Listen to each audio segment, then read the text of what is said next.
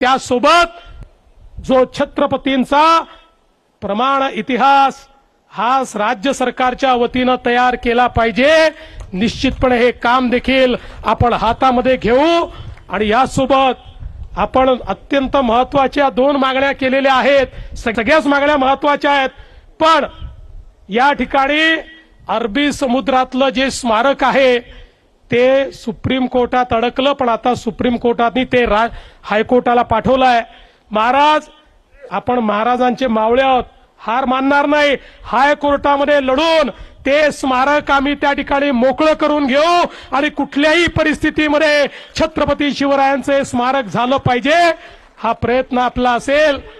आणि मैं आदरणीय गृहमंत्री जी से इतना ही निवेदन करना चाहता हूं कि हमारे उदयन महाराज ने जो बात कही वो बात बहुत महत्वपूर्ण है कि दिल्ली में भी छत्रपति शिवाजी महाराज का एक राष्ट्रीय स्मारक होना चाहिए। उसके लिए हम आपके पास आएंगे और आपकी मदद लेकर वहां पर उचित स्थान पर ये राष्ट्रीय स्मारक तैयार करने का हम प्रयास करेंगे। मला एक अजून गोष्ट आपल्याला सांगायची आहे की आपल्या देशाचे आपले लाडके प्रधानमंत्री माननीय मोदीजींनी आपल्या छत्रपती शिवरायांच्या 12 किल्ल्यांना युनेस्कोची हेरिटेज साइट म्हणून, विश्व हेरिटेज म्हणून त्या ठिकाणी नॉमिनेट केलेला आहे।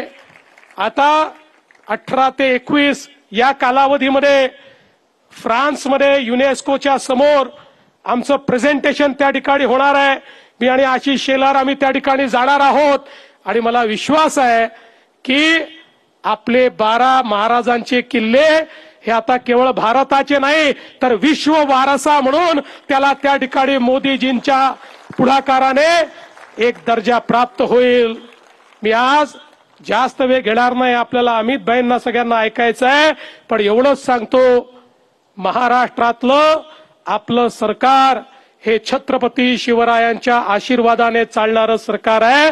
त्यामुळे कुठल्याही वेळी काम करताना आमच्या समोर केवळ छत्रपतींचाच आदर्श असतो।